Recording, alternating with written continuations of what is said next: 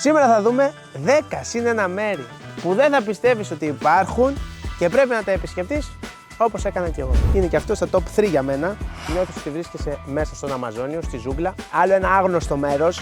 Πραγματικά και αυτό είναι νεραϊδότοπος εκεί πέρα. Δεν γνωρίζεις τι σε περιμένει. Φτάνεις εκεί και λες, αν είναι δυνατόν, λες και βρίσκεται στον αέρα. Γεια σου, είμαι ο Δημήτρης και σε καλωσορίζω σε ένα ακόμα βίντεο εδώ στο κανάλι. Είναι το μέρος 2. Αν θες να δεις και το πρώτο μέρος, αφήνω ένα link εδώ. Αν είσαι νέος στην παρέα και με βλέπεις πρώτη φορά, άφησε μια εγγραφή και hype σε αυτό το βίντεο για να το δουν περισσότεροι.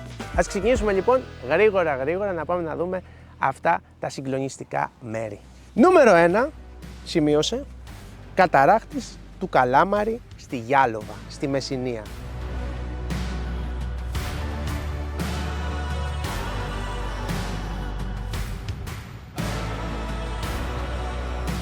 Ένα πάρα πολύ όμορφο φυσικό τοπίο, ένας ξεχωριστός καταράχτης. Νιώθεις ότι βρίσκεσαι μέσα στον Αμαζόνιο, στη ζούγκλα. Όχι ότι έχω πέσει στον Αμαζόνιο στη ζούγκλα, αλλά έτσι ένιωσα ρε παιδί μου, ένιωσα σαν να είμαι ηθαγενής στον Αμαζόνιο. Αυτός λοιπόν είναι ο καταράχτης του Καλάμαρη. Το μέρος είναι εντυπωσιακό. Μια ζούγκλα.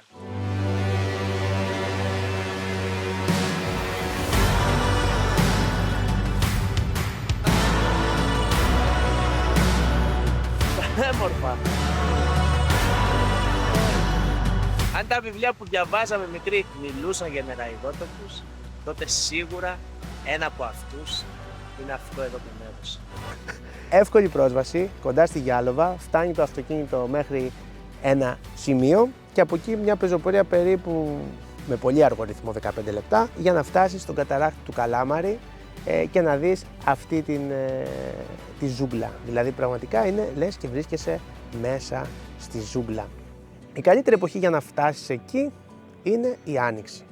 Να έχουν λιώσει τα χιόνια στα βουνά, να έχει αρκετό νερό για να δεις αυτό τον καταράχτη όπως πρέπει να τον δεις. Γιατί αν πας τον Αύγουστο, που το έχω κάνει, θα δεις ένα τσουρ και θα λες τι μου είπε τώρα ο Δημήτρης να έρθω να δω εδώ και αυτά, καθόλου νερό, λάσπη κτλ.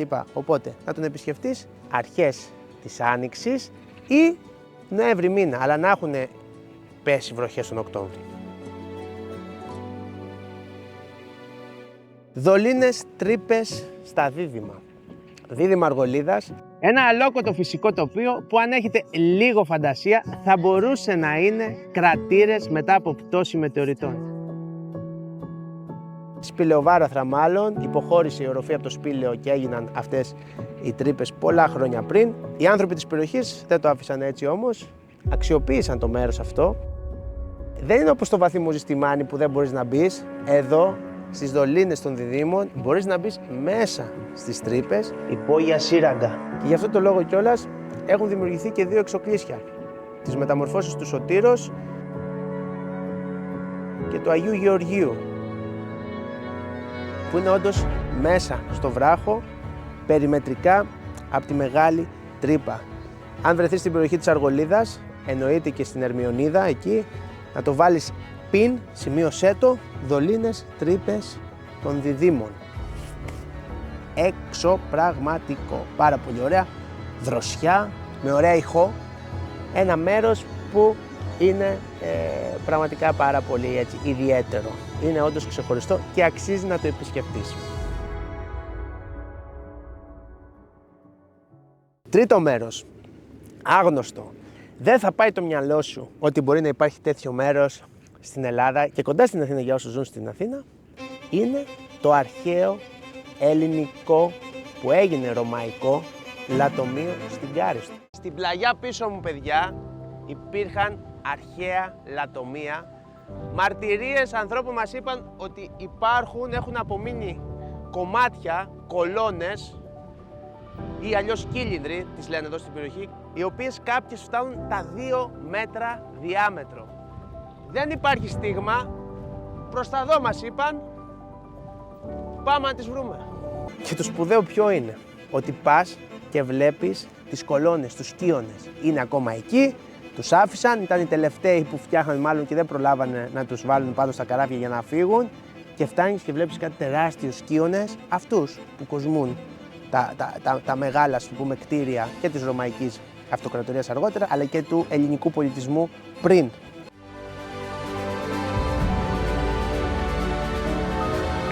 Έφτασα! Κοιτάξτε εδώ ρε παιδιά, κοιτάξτε. Κοίτα κολόνα και δύο θαμμένες από τις κατολιστήσεις, πιθανότητα έχει και άλλες από κάτω. Είναι φοβερό το συναίσθημα.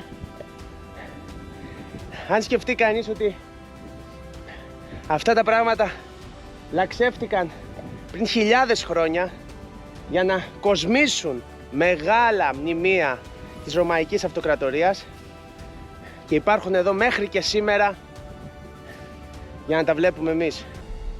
Έκανα περίπου 40 λεπτά να φτάσω τότε.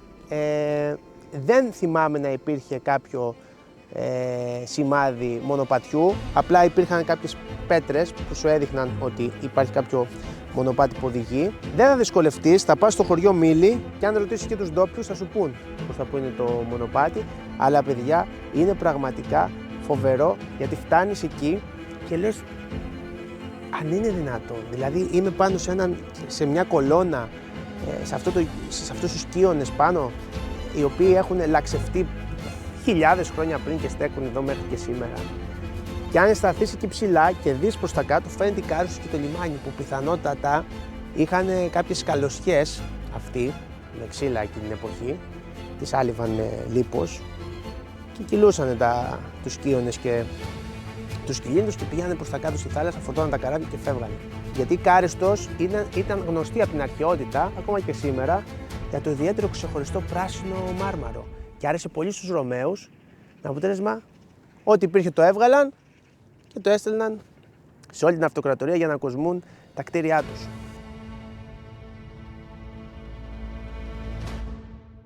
Αφήνουμε την Εύβοια με τις τόσες ομορφιές και πάμε Κόνιτσα. Στην Κόνιτσα, στο φαράγγι του Αού ποταμού, μια τρομακτική πεζοπορία, η αγαπημένη μου πεζοπορία. Προσπαθώ να την κάνω κάθε χρόνο για πολλούς λόγους. Είναι η πεζοπορία η οποία ξεκινά από το γεφύρι της Κόνιτσας και οδηγεί στη Μονή Στομίου. Παιδιά, αυτό το μέρος είναι στα νούμερο 1 μέρη από θέμα ομορφιάς που θυμάμαι από όλα τα ταξίδια μου. Δηλαδή ο Αός ποταμός εκεί και το φαράγγι είναι πραγματικά εκπληκτικό. Ξεκινάς την πεζοπορία για να φτάσεις στη Μονή Στομίου, αλλά δεν γνωρίζεις το τι σε περιμένει. Η Μονή του Στομίου είναι πραγματικά στην πλαγιά, πάνω στην πλαγιά, στην κόψη του Ξηραφιού. Από πάνω είναι οι βουνοκορφές της Τύμφης, από κάτω ο Αός ποταμός και είναι το μοναστήρι λες και βρίσκεται στον αέρα. Έχω φτιάξει βίντεο μόνο και μόνο για αυτή την πεζοπορία που έφτασα ως εκεί, μπορείς να το δεις αναλυτικά. Τρομακτική φύση, παιδιά. Η θέα της δεν μπορεί να σε αφήσει ασυγκίνητο. Είναι συγκλονιστικό να αντικρίζεις αυτό το τοπίο. Ένα μοναστήρι στο οποίο έζησε και ο Άγιος Παΐσιος. Υπάρχει το κελάκι του εκεί, το μικρούλι, ο οποίος λέγεται ότι το αναστήλωσε. Δηλαδή το βρήκε σε πάρα πολύ κακή κατάσταση και το έφερε σε ένα σημείο να μπορεί να κατοικηθεί. Κατοίκησε και αυτός εκεί για πολύ καιρό. Οπότε όλη αυτή η διαδικασία, περπατώντας το μονοπάτι και φτάνοντας στη Μονή Στομίου, είναι πάρα πολύ όμορφη. Δηλαδή φτάνεις πάνω κουρασμένο από το περπάτημα και ανακουφίζεσαι. Η καλύτερη εποχή για να πάτε εκεί, φθινόπωρο, Σεπτέμβρη και η Άνοιξη φυσικά, αλλά και το καλοκαίρι. Προτιμούμε ώρες πρωινές με δροσούλα, για να μην μας πιάσει νύχτα μετά στην επιστροφή, δηλαδή να πας απόγευμα σούρο που δεν υπάρχει λόγο να σε βρει το σκοτάδι στο φαράγγι. Είσαι δεν είσαι προσκυνητής, αν βρεθείς στην Κόνιτσα, μην το αμελήσεις να κάνεις την πεζοπορία αυτή μέχρι τη Μονή Στομίου. Και πραγματικά όταν θα φτάσεις εκεί πάνω θα νιώσεις κάτι το οποίο στείλε μου μήνυμα και πες μου τι ήταν αυτό. Και να μου πεις άξιζε. Άξιζε και εύχομαι αυτό το οποίο νιώσεις να σε κάνει να πηγαίνεις κάθε χρόνο εκεί και να περπατάς. Αλήθεια. 5. Καμάρα Ανθοχωρίου. Άλλο ένα άγνωστο μέρος. Πάλι και αυτό δεν θα το βρεις σε κανένα κατάλογο τουριστικό. τίποτα, είναι πραγματικά στο πουθενά, κοντά στη λίμνη Πλαστήρα, στα Άγραφα, στην ευρύτερη περιοχή των Αγράφων. Το γεφύρι χτίστηκε το 1770, είναι ένα ιστορικό γεφύρι, παιδιά. Η λαϊκή παράδοση λέει το εξής, ότι κάποια στιγμή ένας έμπορος από τη Θεσσαλία πέρασε το σημείο αυτό. Δυστυχώς ο χήμαρος παρέσυρε την κόρη του και πνίγηκε. Έτσι λοιπόν το βράδυ που κοιμόταν είδε στον ύπνο του ένα βοσκό, ο οποίος του είπε να έρθει και να χτίσει ένα γεφύρι σε αυτό εδώ το σημείο. Τι να σας πω τώρα, είναι ένα από τα μέρη που πραγματικά και αυτό είναι νεραϊδότοπος εκεί πέρα. Να πας την Άνοιξη να το περπατήσεις. Είσαι τυχερός γιατί τώρα μετά από μένα αυτό το γεφύρι έγινε γνωστό και πήγε πολλοί κόσμος και υπάρχουν τώρα διάφορα blogs που θα σου πούν ακριβώς πώς θα πας. Εγώ όμως, φίλε μου, όταν πήγα πριν 3 χρόνια δεν υπήρχε κανένας να μου πει πώς θα πάω. Μια κυρία είχα βρει τότε και μου λέει: εδώ έχει πέσει ο Ιαννός, έγιναν καταστροφές με τον Ιαννό, δεν ξέρω αν το γεφύρι είναι και ακόμα όρθιο, μπορεί να έχει πέσει. Και μόνος μου από τους δασικούς δρόμους έφτασα σε ένα σημείο με το αμάξι και απλά με ένα στίγμα που είχα από έναν φίλο μου που μου είχε στείλει, προσπάθησα να το προσεγγίσω και έφτασα.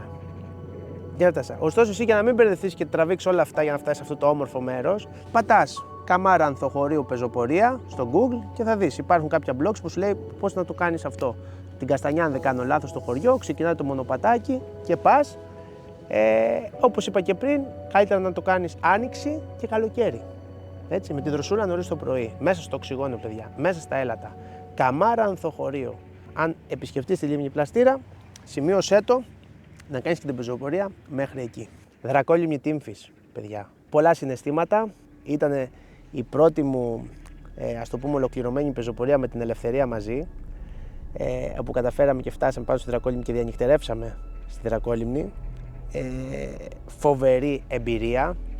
Έχει γίνει πια ατραξιόν κι αυτό. Όλοι μιλάνε για την νούμερο 1 πεζοπορία που μπορεί να κάνει κάποιος, είναι στη Δρακόλιμνη της Τύμφης, στην Ήπειρο, και συμφωνώ, πάντα όμως αγαπώντας τη φύση και με προστασία προς αυτή, να μην αφήνουμε σκουπίδια κτλ.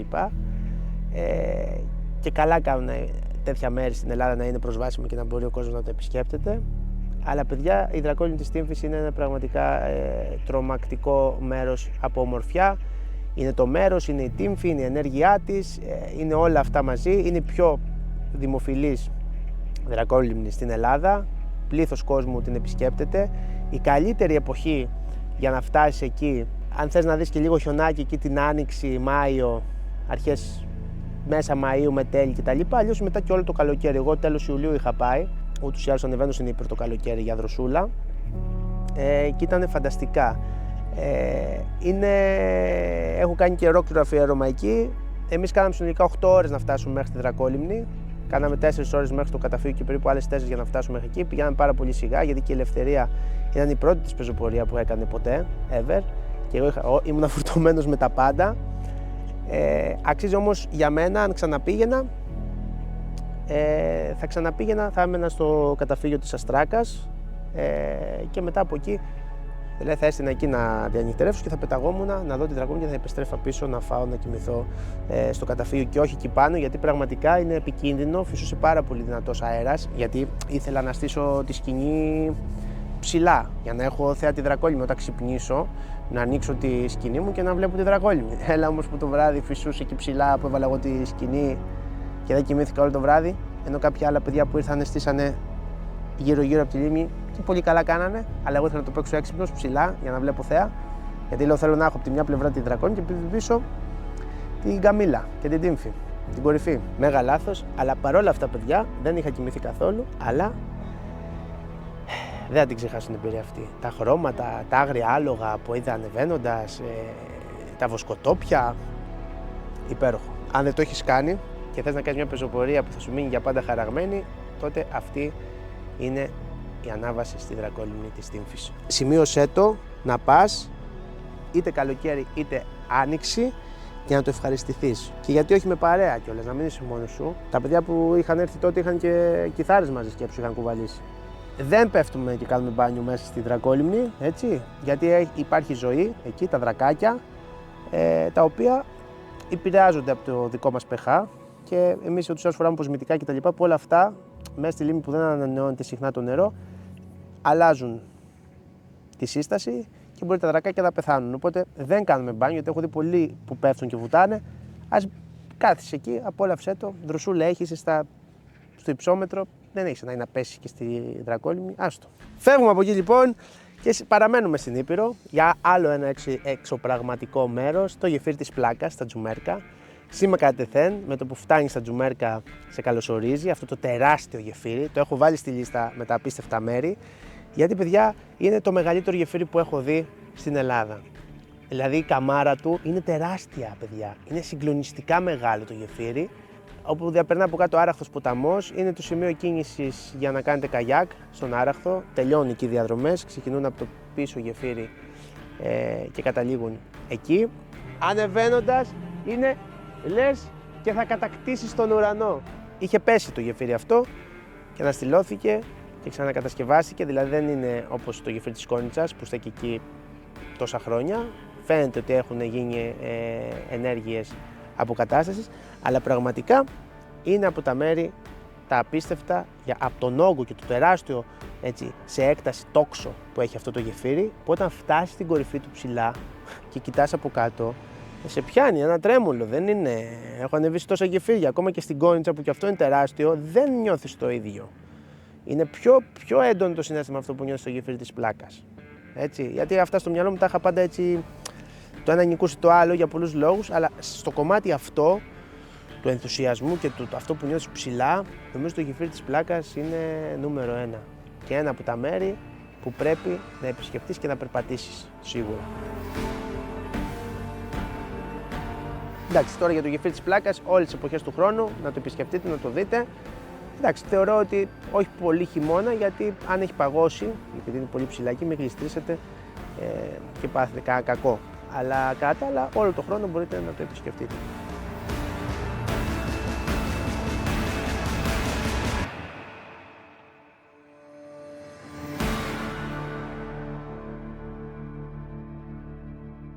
Συνεχίζουμε. Πρέβεζα. Είχα πει στο προηγούμενο επεισόδιο για το κοκκινοπυλό. Τώρα λίγο πιο πάνω θα πάμε στο ρωμαϊκό υδραγωγείο της Νικόπολης. Ένα πραγματικά κατασκεύασμα των Ρωμαίων, εκπληκτικής αρχιτεκτονικής. Αν σκεφτεί κανείς ότι ήταν για να τροφοδοτεί μια πόλη, την Νικόπολη, 150.000 κατοίκων, κάτι τέτοιο. Είμαστε 50 χιλιόμετρα μακριά από την Πρέβεζα. Εδώ ο Οκταβιανός βρήκε το κατάλληλο σημείο να δημιουργήσει το ρωμαϊκό υδραγωγείο για να υδροδοτήσει την πόλη του χιλιάδες χρόνια πριν. Αν δεν υπήρχε αυτό εδώ, θα ήταν πολύ δύσκολο αυτή η πόλη να υπάρξει χωρίς νερό. Και έφτιαξαν μια καταπληκτική κατασκευή, η οποία διακτηνίζεται 50 χιλιόμετρα. Από τις πηγές του Λούρου, δηλαδή έπαιρνε νερό εκεί από το Λούρο για να στέλνει κάτω στην πόλη, το οποίο, παιδιά, τα ερείπια του υδραγωγείου στέκουν εκεί κοντά στο χωριό του Άγιου Γεωργίου, δημιουργούν ένα πάρα πολύ ωραίο τοπίο και μια ωραία ομορφιά με τα νερά να τρέχουν, αλλά σκεφτείτε ότι οι καμάρες που βλέπετε αυτό ήταν υδραγωγείο το οποίο δεν περνούσε το νερό έτσι, το νερό περνούσε από πάνω. Αυτές οι καμάρες στην ουσία είχαν στην κορυφή ένα κανάλι και πάνω στο κανάλι αυτό κυλούσε το νερό που το έστελνε κάτω στην πόλη. Αυτό εμένα με είχε σοκάρει. Η μηχανική και η αρχιτεκτονική του υδραγωγείου. Γιατί βλέποντας το έτσι δεν το καταλαβαίνεις πώς λειτουργούσε, αλλά αν το ψάξεις μετά διαπιστώνεις ποια ήταν η φιλοσοφία και είναι όντως συγκλονιστικό μέρος, όχι τόσο γνωστό ούτε αυτό, αν και τα τελευταία χρόνια πάρα πολλά λεωφορεία σταματούν εκεί για να το δουν. Και εσύ μην πας εκεί και απλά δεις τις πέτρες με το και πεις, οκ, ξέρω εγώ, εντάξει, ερείπια. Μπες πιο πριν, να δεις σχέδια, να δεις πώς ήτανε και μετά να πας να το δεις από κοντά, να κάνεις αυτοψία και να δεις πώς στην πράξη λειτουργούσε αυτό το υδραγωγείο και θα πάθεις πλάκα. Θα πάθεις πλάκα. Ρωμαϊκό υδραγωγείο Νικόπολης. Γενικά εκεί η Πρέβεζα έχει πάρα πολλά. Δηλαδή έχεις βάσει την Πρέβεζα, Κοκκινοπυλός, Ρωμαϊκό υδραγωγείο, Καλασίβωτα, Πάργα, άστο. Η Πρέβεζα είναι από τις αγαπημένες μου πόλεις. Από το Ρωμαϊκό υδραγωγείο θα σε πάω τώρα στη Μεσσηνία, θα σε πάω κάτω. Σφακτηρία, το νησί της Σφακτηρίας. Στο οποίο πάνω στο νησί της Σφακτηρίας έχουμε πάει για το επεισόδιο τότε εκεί, χωρίς χάρτη και έχουμε πάει για ψάρεμα και μας βγάζει στη Σφακτηρία για να μας δείξει, λέει, μια εκκλησία. Εκκλησία, λέω. Τι είναι αυτό τώρα, τι εκκλησία από να δω. Του Αγίου Νικολάου, λέει, που είναι ξύλινη. Ξύλινη, λέω, εκκλησία. Οκ, ξέρω. Ξύλινη εκκλησία. Λοιπόν, παιδιά, όντως είναι ξύλινη. Δεν σου θυμίζω την εκκλησία, νομίζω ότι είσαι σαλέ. Σαλέ, όντως, ξύλινο. Είναι χωρίς ούτε ένα καρφί, με την ιδιαίτερη ξεχωριστή αρχιτεκτονική των Ρώσων, κτισμένη το 1997 προς τιμήν των Ρώσων πεσόντων στη μάχη του Ναβαρίνου. Και μία φορά το χρόνο νομίζω κατεβαίνει αποστολή των Ρώσων εκεί και γίνεται κάποιο, ας το πούμε, προς φόρο τιμής στη μνήμη των πεσόντων της ναυμαχίας της φακτηρίας εκεί. Ξύλα έχουν έρθει από πάνω από τη Σιβηρία για αυτή την εκκλησία. Και ναι, είναι τέτοια τεχνική που δεν έχουν κανένα καρφί. Τα ξύλα έρχονται χωνευτά μάλλον και έχουν φτιάξει την εκκλησία.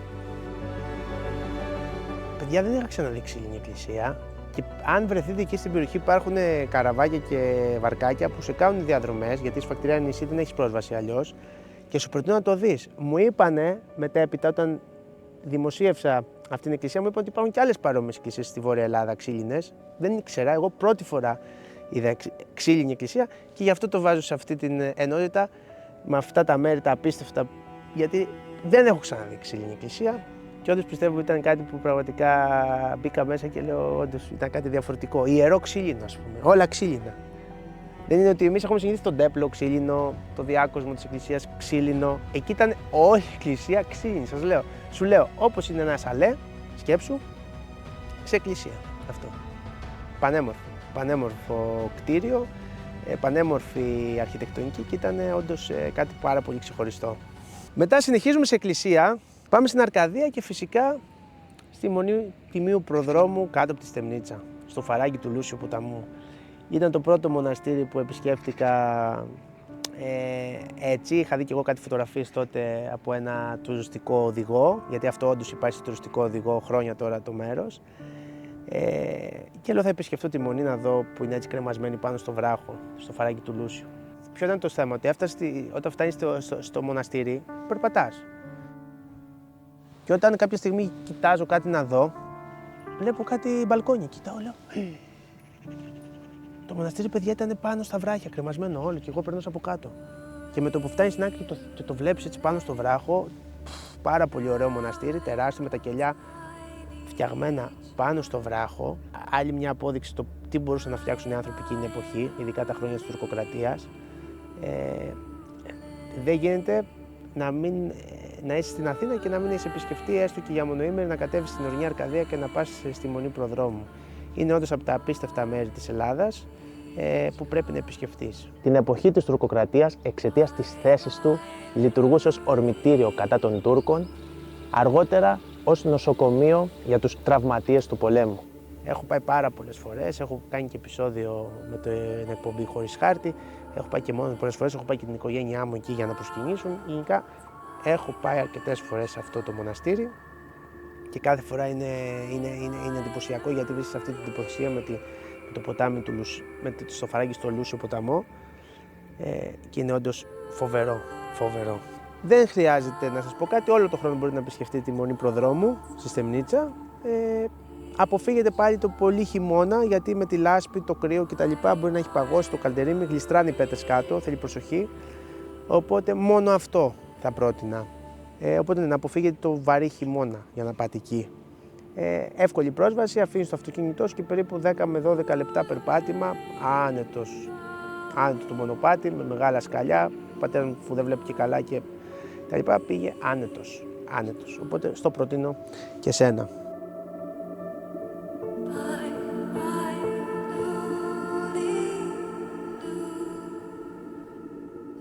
Η Μονή Προδρόμου λοιπόν είναι το 10ο.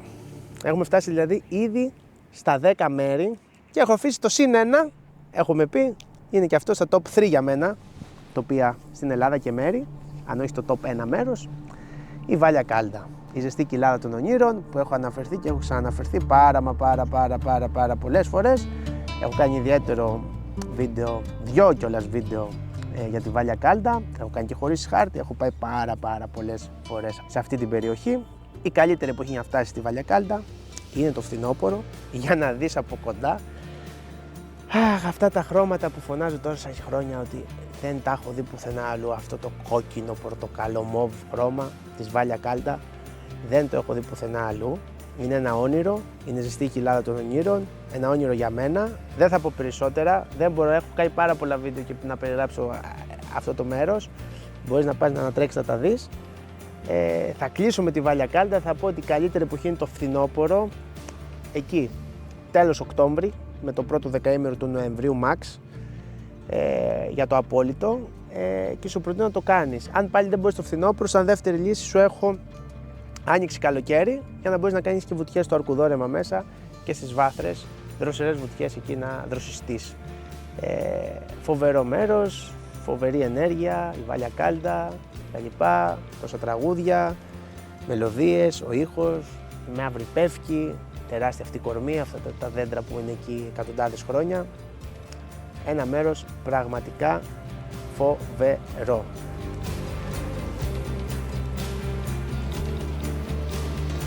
Κάπου εδώ ολοκληρώνεται και αυτό το βίντεο, το δεύτερο μέρος της σειράς από μέρη στην Ελλάδα που δεν θα πιστεύεις ότι υπάρχουν και πρέπει να τα επισκεφτείς. Άφησε μια εγγραφή, γιατί θα υπάρξουν και άλλα παρόμοια βίντεο με τέτοια ιδιαίτερα μέρη. Κάνε ένα like και άσε μου ένα σχόλιο ποια από αυτά γνώριζες, ποια δεν γνώριζες, ποιο από αυτά έχεις επισκεφτεί ή ποιο θα ήθελες να επισκεφτείς μετά από αυτό το βίντεο. Αυτά. Να προσέχεις και να σκέφτεσαι πάντα θετικά. Τα λέμε.